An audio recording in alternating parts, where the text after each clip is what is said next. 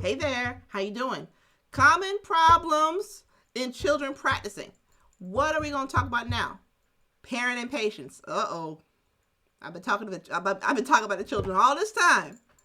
Now I got to go ahead and talk about these parents. Let's go ahead and get into it. So, my name is Melanie Biggins, and I teach children how to play musical instruments so well they earn college scholarships. As a matter of fact, give me your beginner, and I will teach them how to read music, how to play their instrument, and perform a home concert in less than 30 days. So, let's get into it. Parent impatience. Now, there's a reason why, sometimes it's real difficult to teach your own children. Whew. And I say this in the trenches with a toddler child, at least at the time of this recording, he's 3. So, what do you do when you're an impatient parent? You got things to do. Listen, I need you to practice. I don't have time to think right now. You need to get this right because I ain't got the time. If you have that kind of mentality when it comes to practicing with children, does it carry into homework as well? Do you have that kind of impatience when the child is doing homework and it needs assistance for homework? Or do you have this mindset, well, that's what the teacher's supposed to do? Why? Because guess what? That impatience you have as a parent, imagine what the child is going through.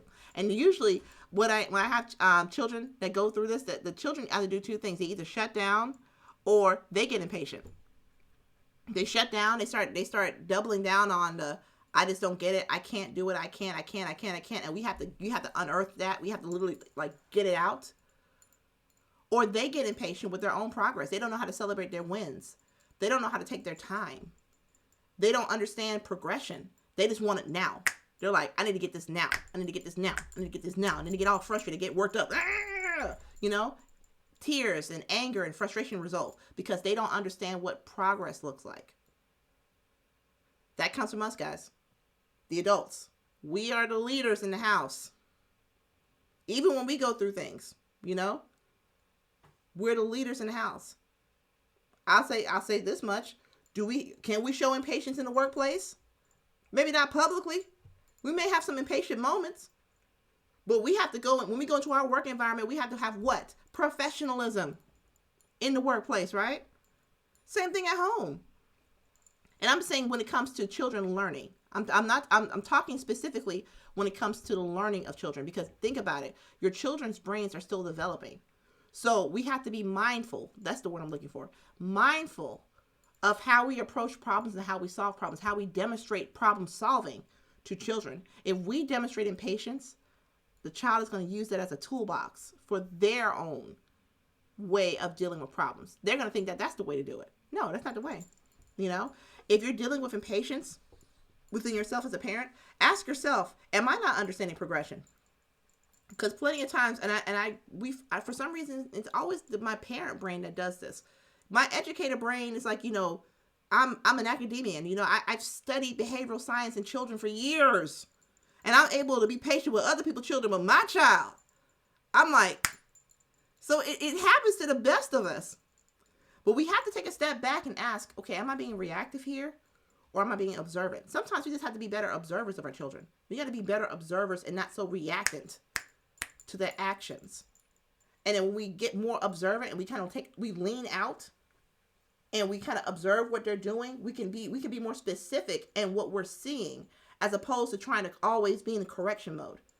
And I'm talking to myself because that is my struggle. I am an educator, parent to my core. Everything's a classroom.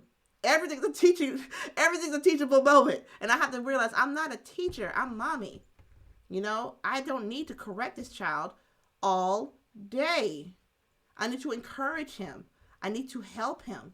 I need to motivate him. I need to inspire him. I need to lead for him. I don't need to correct this man, this young man, this 3-year-old man. So sometimes this is when you do need to step away. This is when you do need to kind of take a moment for yourself and detach yourself from the result of the child. A lot of times as parents, we want to attach our personal value to the result of the child achieving. So if the child's achieving in school, that means that's a good parent. No, it just means that the child is achieving in school. It doesn't always make us a good parent. Not saying that good parents don't have achieving children, and I'm not saying that good parents have unachieving children or children who struggle in school. All I'm saying is what you value as a parent, what makes you good, is not what happens on outside of you. It happens on the inside of you. And that's something that we have to keep to ourselves as far as what makes us valuable. It's not external, it's always internal. So our children are extensions of us, but they're also individual people that we need to observe. We need to be able to look and detach ourselves from their performance so that we can be objective in the strategies and tactics we may take when it comes to our children and their learning. I keep trying to say learning, okay? Because I'm not talking about everything else. I'm talking about how this baby understands, processes, and implements information to where they understand and master a concept or skill. This is what I'm talking about. Detaching yourself from that. Because that takes work. That takes intentionality. That takes daily disciplined moments of instruction. And not only that, the application and the repetition of those concepts and skills so they can get internalized the right way. So if you're that parent that's struggling with impatience, you need somebody to help you. You need a guide. You need someone who's going to be like, hey, mom, dad, chill out. We all need that. We all need that adult that's an educator. It's like, hey, you're going too hard. He or she is only insert the age. Chill. Relax. You need a person in your life, an educator in your life that's going to look at your child objectively, not take it personally, and then be able to give you actionable, detailed, specific action to help your child achieve at home. If that is you, if you have that child that is practicing and you can't, and you hear all nothing but squeaks, squeaks and fart sounds on the instrument and banging on the keyboard, and you don't know what to do, and you feel your blood just boiling, you just about to like you need me to teach your child. You need someone who's been there, done that. You need someone with 16 years or more of experience in teaching thousands of children between the ages of 4 and 18. I've seen it. I've observed it. I've handled it. And between me and my team, there is not a problem that your child is presenting that we cannot solve and that we are unable to be able to help and assist and make them the best people that they can be. So if that is you, go ahead and download my Master Music Roadmap. Go ahead and get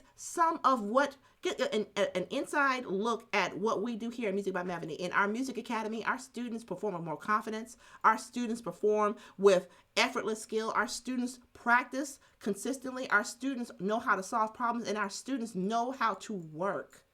That's not that they didn't come in like that. They come out like that though. They come out achieving though. They audition better. They show up more confidently in our auditions. That is us.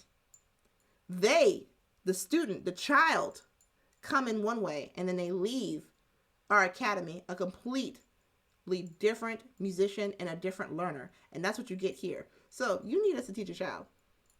You don't have to struggle at home. Go ahead, download the Master Music Roadmap. Go ahead and schedule your music discovery session. And let's see how we can help make a difference in your home for your child. Talk to you soon.